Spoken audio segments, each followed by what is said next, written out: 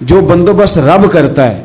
آزمائش آ جاتی ہے, بڑے بڑوں پہ آ جاتی ہے, لیکن بعض اوقات بڑی تکلیف ہوتی ہے جب اس بندے کو لوگ کٹہرے میں کھڑا کر دیں جس کا جرم ہی کوئی نہیں, اس شخص سے لوگ سوال جواب شروع کر دیں جس بیچارے کے خیال میں بھی وہ بات نہیں.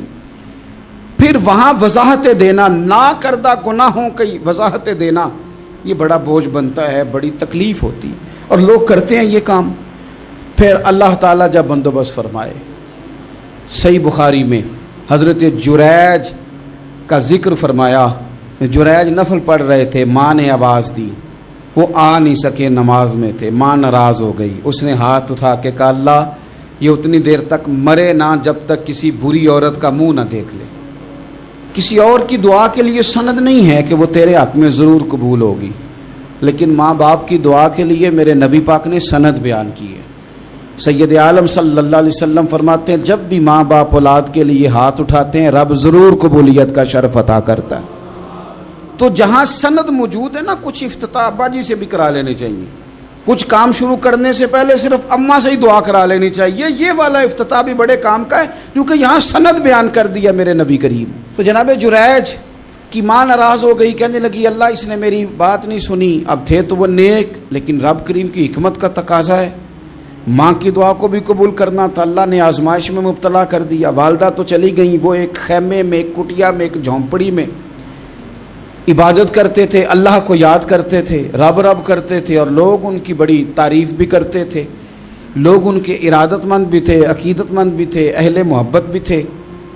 ایک عورت آ گئی, بس وہ اللہ کی حکمت پوری ہونی تھی. اس نے آ کے پہلے تو انہیں اپنی طرف مائل کرنا چاہا, جب نہ مائل ہوئے تو الزام لگا دیا.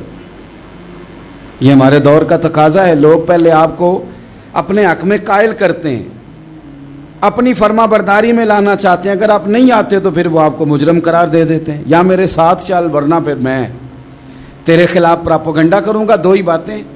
پہلے اس نے قائل کیا, جب جناب جنیج قائل نہ ہوئے تو اس نے قریب ایک چرواہا تھا, اس چرواہے کے ساتھ جا کے منہ کالا کیا. مقررہ وقت پہ بچہ پیدا ہو گیا. لوگوں نے کہا کس کا ہے؟ کہنے لگی اس خانقاہ میں, اس حجرے میں عبادت کرنے والے کا ہے. اگر کسی دیندار پر ذرا سا بھی الزام لگ جائے تو آپ یقین کریں کہ بڑے بڑے خوفناک لوگ بھی نیک ہو جاتے ہیں. جن کا اپنا سارا ماضی کالا سیاہ ہو وہ بھی اجالوں کے راہبر بن جاتے ہیں. جن کی اپنی زبانیں ساری زندگی آلودہ رہی ہوں وہ بھی بڑے بڑے اعلیٰ سچ بولنے لگتے ہیں. اعلیٰ کچے میرے مکان کی دیوار کیا گری, لوگوں نے تو میرے صحن میں رستے ہی بنا لیے. بڑے لوگ آ جاتے ہیں, پھر بڑا کچھ کرتے ہیں اور بڑے بڑے خوفناک جملے کستے ہیں. بس کو نقطہ جو ہاتھ آ گیا, ایسے جیسے گرنے کا انتظار کر رہے تھے. اب جناب لوگ اٹھے, احتجاج شروع ہو گیا, شور پڑ گیا. یہ بابا بڑا نیک بنتا تھا, نفل پڑھتا تھا, عبادتیں کرتا تھا, دیکھو اس کا حال کیا ہے کہ اس نے ناجائز بچہ پیدا کیا.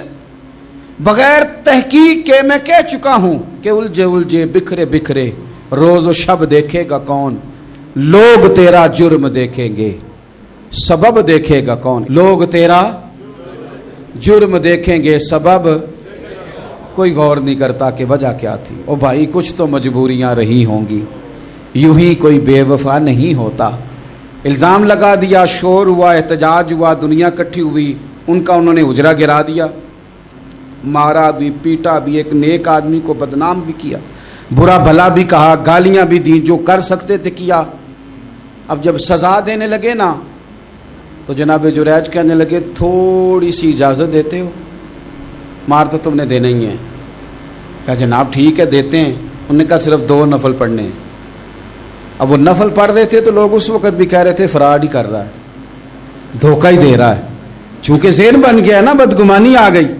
انہوں نے 2 نفل پڑھ کے ہاتھ اٹھائے, کہا اللہ جانا تو میں نے ہے, پر اس رسوائی کے ساتھ جنازے تک نہیں خراب ہو جاتے, قبریں تک نہیں لوگ بدنام کر دیتے. کہ اللہ جانا تو ہے, پھر اس رسوائی کے ساتھ تو میری مدد فرما. اب تو میرا کیس تیری ہی عدالت میں ہے, تو رحمت کا دروازہ کھول. ہاتھ اٹھائے, دعا مانگی, نفل پڑھے, پورے مجمع پہ نظر دوڑائی, کوئی نہیں تھا سپورٹ کرنے والا. کل تک جو کہتے تھے نا تیرے لیے جیئیں گے, تیرے لیے مریں گے, ساری عمر ہی آٹا گدا ہے. لکھاں کیتے نہیں پیڑے, اب وقت آیا تے محمد بخشا کوئی نہیں ہو بیٹھا نیڑے, ایک بندہ بھی نہیں تھا, ووٹر سپورٹر ساتھ دینے والا کوئی نہیں تھا. تو جناب جنید بچے کی طرف اشارہ کر کے کہنے لگے کوئی نہیں بول رہا, تو ہی بول کے بتا دے تیرا باپ کون ہے, تو ہی بول کے بتا دے کون ہے. اللہ اکبر. میرا رب جب چاہے تو بچے بولتے ہیں, رب چاہے تو گونگے بولتے ہیں, رب جب چاہے تو پھر پتھر بھی بولتے ہیں. جب کہا نا تو ہی بتا تو بچہ بولا اور بول کے کہنے لگا میرا باپ جریج نہیں, میرا تو وہ ہے جو بکریاں چرانے والا ہے, وہ میرا باپ. جب رب کریم نے توفیق دی تو بچہ بول پڑا.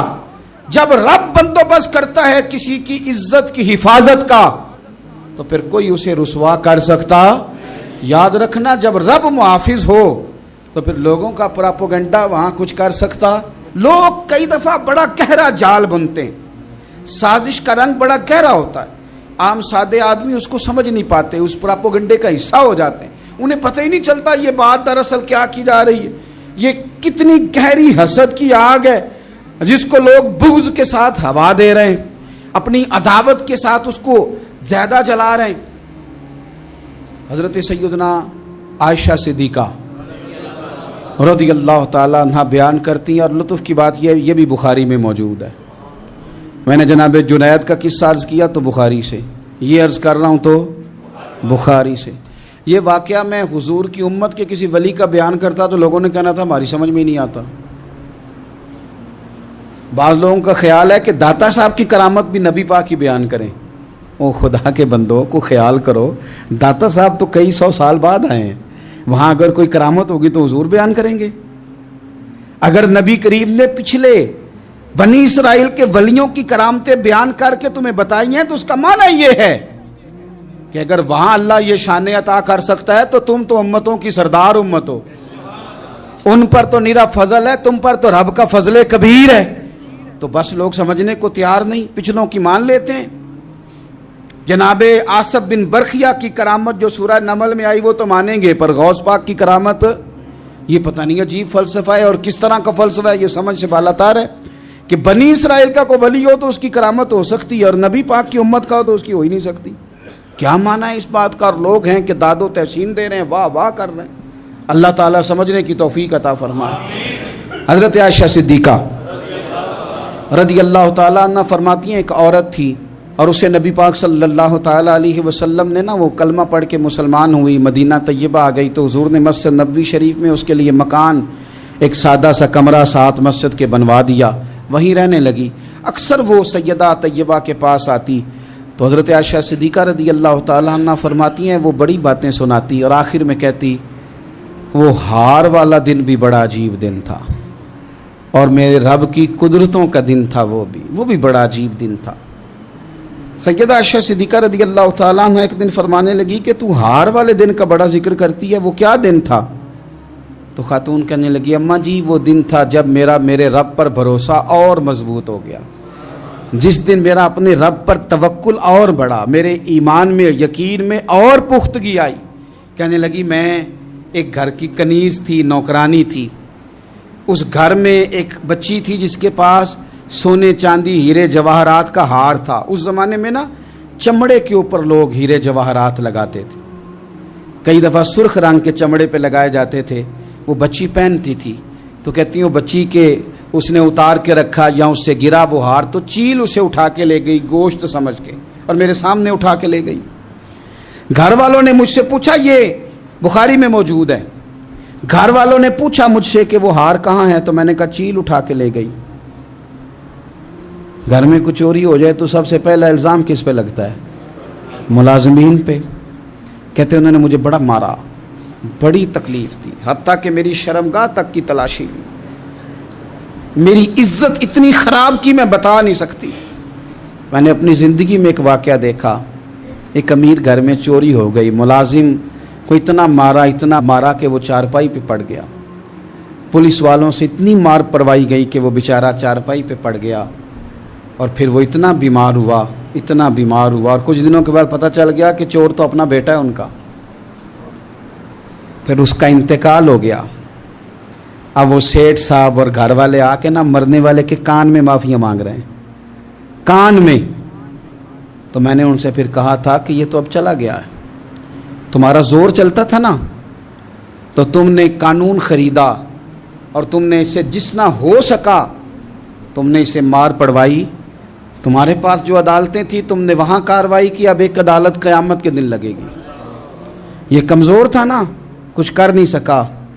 میرے نبی پاک صلی اللہ علیہ وسلم نے فرمایا سن لو، اگر سینگ والی بکری نے بغیر سینگ والی بکری کو تکلیف دی ہوگی نا تو قیامت کے دن اسے بھی بدلہ دینا پڑے گا کہ تیرے پاس سینگ تھے اور تو نے اسے مارا تھا۔ وہ خاتون عرض کرتی ہے سیدہ عائشہ کی خدمت میں کہ مجھے بڑا مارا، مجھے تکلیف دی، میں کہہ رہی تھی کہ میرے سامنے چیل لے گئی ہے پر وہ نہیں مان رہے تھے، اماں جی انہوں نے مجھے بڑا مارا۔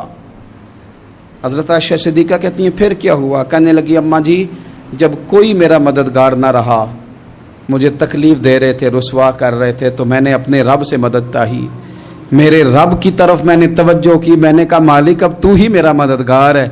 کہتی ہے وہ مجھے مار رہے تھے تو وہ چیل جو ہار لے گئی تھی وہی لے کے واپس آ گئی، اور ہمارے سروں کے قریب لا کے اس نے جب اس ہار کو پھینکا وہ مجھے چھوڑ کے سائیڈ پہ ہوئے، وہ میری بے گناہی جان گئے، لیکن آپ کو بتاؤں اس دن سے میرا اپنے رب پر یقین اور بڑھ گیا۔ مجھے سمجھ آ گئی کہ جب انسان پورا ٹوٹ جاتا ہے اور جب کوئی چاروں جانب اس کا مددگار نہیں ہوتا تو رب تو ہوتا ہے نا، اللہ تو اس کا مددگار ہوتا ہے نا، وہ تو پھر اپنے اس بندے کی مدد کرتا ہے نا، پھر وہ تو توانائی دیتا ہے نا، وہ تنہا نہیں چھوڑتا، وہ تو آنسوؤں والوں کے آنسوؤں پہ بڑا کرم فرماتا ہے، وہ تو قسم پرسی میں آ جاتا ہے، اس کی رحمت بڑھ کے استقبال کر لیتی۔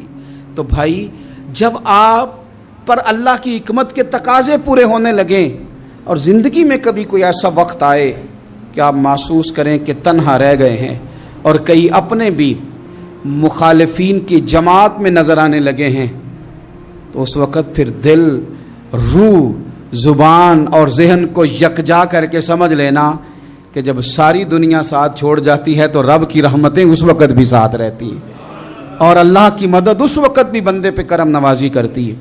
ایک اور حدیث سنیں، لطف کی بات یہ ہے یہ بھی بخاری میں ہے، یہ بھی واقعہ بخاری میں ہے۔ اللہ اکبر۔ ایک شخص نے نا ایک بندے سے قرض مانگا، اس نے کہا مجھے قرضہ دو۔ وہ کہنے لگا کہ کتنا قرضہ؟ اس نے کہا 1000 دینار۔ دینار سونے کا ہوتا تھا، درہم چاندی کا ہوتا تھا۔ 1000 دینار چاہیے۔ اس نے کہا کوئی گواہ ہے تیرے پاس؟ غریب کا گواہ بھی کوئی نہیں بنتا، کبھی الجھ جائے نا کوئی بندہ تو کئی اپنے بھی کہہ دیتے ہیں کہ ہم اس کے قول فعل کے ذمہ دار نہیں ہیں۔ ایک غریب آدمی کو قرض کی ضرورت پڑ گئی، 1000 دینار چاہیے۔ میں کہہ چکا ہوں کہ درہم چاندی کا ہوتا تھا، دینار سونے کا، اب 1000 دینار لینا ہے۔ تو جس بندے سے اس نے کہا، اگرچہ وہ نیک بندہ تھا، اس نے کہا یار 1000 دینار دے دو، تو کہنے لگا کوئی گواہ ہے تیرے پاس؟ وہ کہنے لگا غریبوں کا گواہ کون ہوتا ہے؟ ہاں ایک گواہ ہے۔ کہا کون؟ کہا میرا رب، وہ تیرے اور میرے بیچ گواہ ہے۔ اس نے کہا کوئی کفیل، اگر تو پیسے نہ دے سکے تو وہ بعد میں دے دے، یا تجھے کچھ ہو جائے تو وہ دے دے۔ اس نے کہا کفیل بھی میرا اللہ ہی ہے، میرے پاس اگر ہے تو رب کریم کا نام ہے، اگر اعتماد کر سکتا ہے تو کر لے۔ بندہ نیک تھا، اس نے کہا رب کے نام پہ، رب کی کفالت پہ، اللہ کو گواہ بنا کے میں تیار ہوں تجھے 1000 دینے کو۔ اس نے 1000 دینار دے دیا، وقت واپسی کا طے ہو گیا، وہ چلا گیا پیسے لے کے۔ اس نے پوری محنت کی کہ میں نے وقت پہ پیسے لوٹانے، پوری محنت بھی کر لی، اللہ نے مدد بھی کر دی، پیسے بھی اس تاریخ کو اسے مل گئے۔ بعض لوگوں کا تو لوٹانے کا دل ہی نہیں نہ ہوتا۔ فرمایا حدیث پاک میں کہ تو لوٹانے کا ارادہ کر، رب تیری مدد بھی فرمائے گا۔ لیکن یہاں بہت سارے لوگ کہتے ہیں خیر ہے، ارادہ ہی نہیں، تو پھر جس طرح کا بندے کا گمان ہو رب بھی اسی طرح کا معاملہ فرماتا ہے۔ اس نے پیسے جمع بھی کر لیے اور واپس دینے کو تیار بھی ہو گیا، لیکن رستہ بحری جہاز کا تھا، کشتی کا تھا، دریا کے رستے واپس آنا تھا۔ اب وہ جب آ گیا دریا کے کنارے تو بڑی کوشش کی، پر وہاں اسے کوئی کشتی نہیں ملی۔ وقت پہ پیسے لوٹانے ہیں، سفر کرنا ہے، اب سواری میسر نہیں ہے۔ سوچ سوچ کے پریشان تھا کہ میں نے تو اللہ کے نام پہ لیے۔ اچانک دل میں ایک تجویز آئی، اس نے ایک لکڑی لی، لکڑی کو اندر سے کھولا، 1000 دینار اس میں بھرا۔ بخاری پڑھ رہا ہوں، اور ساتھ ایک خط بھی لکھا کہ یار میں پیسے پہنچانا چاہتا تھا پر مجھے کوئی چیز نہیں ملی دریا کے اس پار آنے، اللہ کے نام پر تیری طرف روانہ کر رہا ہوں۔ اور یہ کہہ کہ وہ لکڑی دریا میں رکھ دی، وہ لکڑی ڈوب گئی ہے، واپس آ گیا۔ وہ جس نے پیسے لینے تھے وہ عین مقررہ وقت پر دریا کنارے آیا، صبح سے سر شام تک اس نے انتظار کیا۔ دل ڈھلنے لگا تو دل میں خیال آ گیا کہ یار نہیں، اس نے دینے ہی نہیں، جھوٹا وعدہ کر گیا، پہنچا ہی نہیں وقت پہ۔ اب جب واپس لوٹنے لگا تو اچانک دریا میں ایک لکڑی تیرتی ہوئی دکھائی دی۔ کہنے لگا لے جاتا ہوں، شام کو روٹیاں پکانے کے کام آئے گی، ایندھن بنا کے جلا لوں گا، ہنڈیا پک جائے گی۔ لکڑی اٹھا کے جلانے کے لیے گھر لایا، گمان تھا کہ وہ نہیں آیا وعدہ کر کے، اللہ کو کفیل اور وکیل بنا کے اور گواہ بنا کے پھر بھی نہیں آیا۔ لکڑی لے کے گھر گیا، بخاری ہے، اور جب اس کو چیرا نہ کہ میں اس کی آگ جلاؤں گا، کھولا تو اندر سے 1000 دینار بھی نکل آیا، خط بھی نکل آیا۔ اب ذرا سمجھنا، اس کے دل میں بات کس نے ڈالی کہ تو لکڑی میں پیسے ڈال دے؟ اللہ نے۔ اس بندے کو مقررہ وقت پہ کنارے بھیجا کس نے؟ لکڑی صرف اسی کے ہاتھ آئی تو یہ بندوبست کیا کس نے؟ اللہ نے۔ گھر جا کے چیری تو پیسے بحفاظت اس تک پہنچائے کس نے؟ تو پھر ہمیں بھی توجہ اللہ کی جانب ہی کرنی چاہیے، ہمارے پہ دل کی توجہ رب کی طرف ہی ہونی چاہیے نا، ہمیں ادھر ادھر جانے کی، دیکھنے کی، بندوں پر غور کرنے کی ضرورت کیا ہے؟ وہ پیسے پہنچ گئے، یہ وہاں اپنی جگہ پہ پریشان تھا، اس نے 1000 دینار اور جمع کیا۔ پھر دوبارہ ایک دن دریا کنارے آیا، کشتی مل گئی، بیٹھ کے اپنے اس بھائی کے پاس آیا، کہنے لگا دیکھنا مجھ پر بدگمان نہ ہونا، پیسے اس تاریخ کو بھی جمع کر لیے تھے، دریا پہ آیا تھا پر کشتی نہیں ملی تھی، پھر میں نے نا لکڑی میں ڈال کے خط ڈال کے تیری طرف بھیج بھی دیے تھے، لیکن آج میں پھر لے کے آ گیا ہوں۔ وہ کہنے لگا خوش ہو جا، جس رب کو تو نے میرا اور اپنا گواہ بنایا تھا اس رب نے میرے تک پہنچا بھی دیے ہیں۔ جب لوگ اللہ کو گواہ بناتے ہیں، رب کی جانب اپنی توجہ کرتے ہیں، اپنی چاہتوں، خواہشات اور اپنی ساری چٹھیاں اپنے رب کریم کی رحمت کی طرف روانہ کرتے ہیں، پھر اللہ اپنے بندوں کو مایوس نہیں کرتا، اللہ اپنے بندوں کو نواز دیتا ہے، اللہ تبارک و تعالیٰ اپنے بندوں پہ کرم نوازی کرتا۔ او سنگیو، ساری امیدیں سیٹھوں، نوابوں، دنیا داروں سے کیوں وابستہ کرتے ہو؟ ساری توجہات کا مرکز کیوں ان لوگوں کو بناتے ہو جو تمہیں دنیا میں مضبوط نظر آتے ہیں؟ اپنی توجہات کا مرکز اپنے خدا کو بنائیے، اپنے مالک کی جانب اپنی ساری خواہشات کا رخ پھیر دیجئے، اپنی توجہات اپنے رب کی جانب کر لیجئے، وہ اپنے بندوں پہ بڑی کرم نوازی فرماتا ہے، وہ عزتوں کا بھی محافظ ہے، وہ پریشانیوں میں کرم نوازیاں فرمانے والا ہے، وہ ساتھ دینے والا ہے، وہ اس کی رحمت قریب آ کے بندے کو سہارا دیتی ہے، وہ اپنے فضل سے اپنے بندوں کی ہر مشکل میں دستگیری فرماتا ہے۔ اسیاں سے کبھی ہم نے کنارہ نہ کیا، اور تو نے بھی تو دل آزردہ ہمارا نہ کیا، ہم نے تو جہنم کی بہت کی تدبیر، پر مولا تیری رحمت نے گوارا نہ کیا۔ عدل کریں تے تھر تھر کمبن، اچیاں شانہ والے، تجھے تو فضل کریں تے بخشے جاون، میرے جے منہ کالے۔ آخر دعوایا ان الحمد للہ رب العالمین۔